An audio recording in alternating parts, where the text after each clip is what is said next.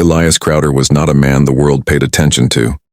He lived on the outskirts of Red Valley, a lone stretch of dusty land surrounded by quiet winds, stubborn sagebrush, and the barest whisper of prosperity. His ranch was small, barely held together by worn planks and patched fences, yet he worked it with a heart stubbornly richer than his pockets. He had a reputation for keeping to himself, speaking in short, honest sentences, and treating both man and animal with the same steady respect. Folks in town called him the poor rancher, but Elias never complained, for he believed poverty was in cruelty, not coin. One blistering summer afternoon, while checking his fence line miles from home, Elias caught sight of something unusual. Drag marks in the dirt, disturbed brush, and the faintest glint of something metallic between the rocks. He approached slowly and discovered a wounded Apache boy no older than 12. The child was pale with fever, his leg torn open from a trap set by local trappers who didn't care whose land they crossed or what suffering they caused. The boy looked up with frantic fear, trembling and unable to flee. Elias raised his hands gently, speaking in a soft tone that calmed spooked cattle. "Easy, son. I'm not here to harm you." The child didn't understand the words, but he understood the kindness. With careful movements, Elias freed the boy from the trap and lifted him into his arms. It was a long walk back, the heat bearing down on both of them, but Elias carried the boy without hesitation. Back at the ranch, he boiled water, cleaned the wound, and stitched it with the precision of an old rancher used to patching himself up. The boy cried out in pain but clung to Elias's shirt like someone who had run out of choices. For 3 days, Elias tended to the child, giving him food, water, and rest. On the third morning, a shadow fell across the ranch. It wasn't one shadow, it was many. Apache scouts, silent as the desert dusk, appeared at the ridge overlooking his home.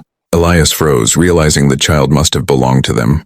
He had known helping the boy might cause trouble, but he could no more abandon an injured child than he could quit breathing.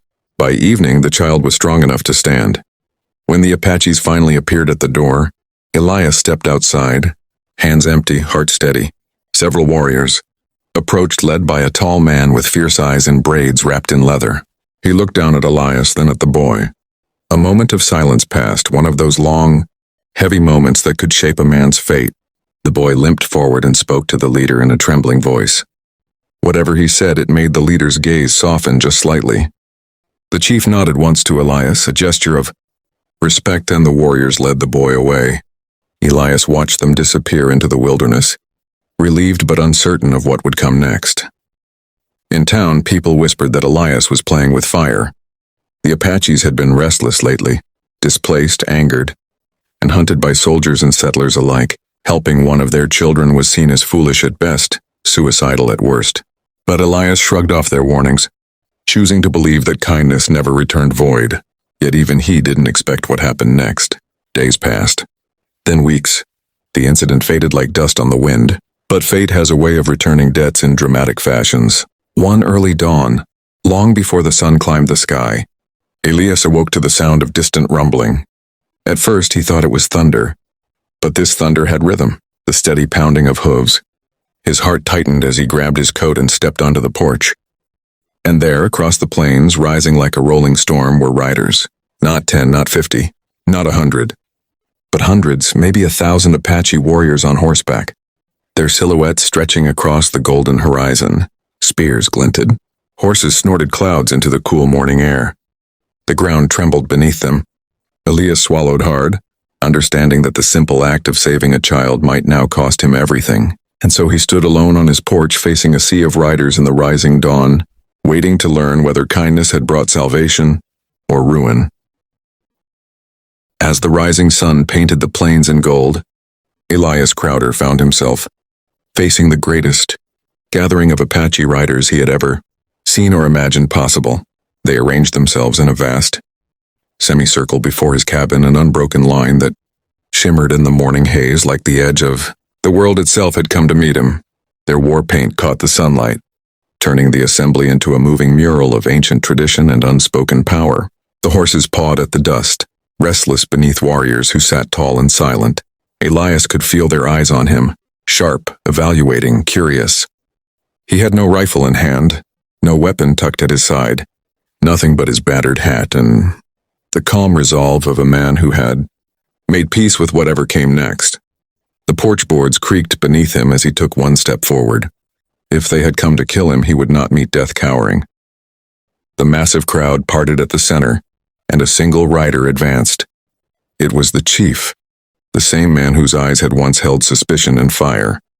Behind him rode the boy Elias had saved, now stronger, sitting tall despite the thin scar visible on his leg.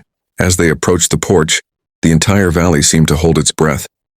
The chief dismounted and walked the last few yards with the slow, sure steps of a leader not accustomed to haste. Elias stood his ground, though his heart pounded like drum beats in his ears. When the chief finally stopped, there were only a few paces between them. The Apache leader reached into a leather pouch and drew out an object, wrapped in cloth. Without saying a word, he unfolded it to reveal a carved wooden token, a sacred Apache symbol of gratitude, alliance, and protection. The boy stepped forward and, with a shy but steady voice, said in rough English, "My father." "He says you saved more than a life." "You saved his future." Elias felt something tighten in his throat.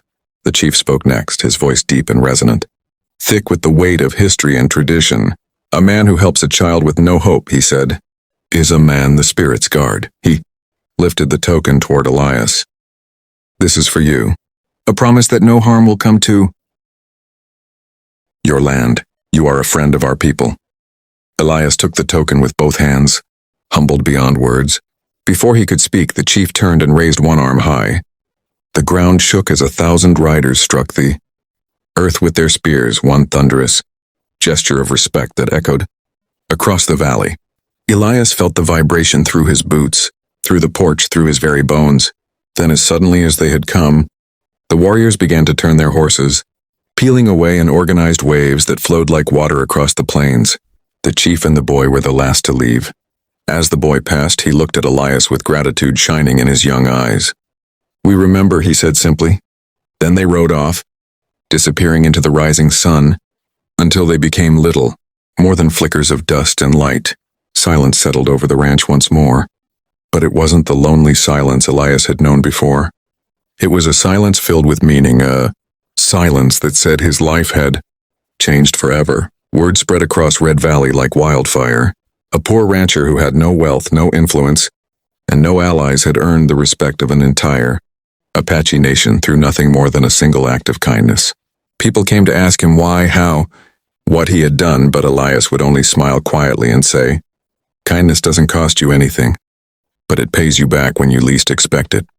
Over the months that followed, no outlaw, soldier, or trespasser dared step foot on his land. His crops grew undisturbed. His cattle grazed in peace, and Elias, once the poorest rancher in the valley, became its most respected, not because he sought power, but because he chose compassion. And so the story lived on. A lone rancher, a wounded boy, and a dawn when 1,000 Apaches rode to repay a debt carved not in blood, but in humanity. And if there's one lesson this story leaves behind, it's this. Sometimes, the smallest act of kindness can echo louder than 1,000 riders.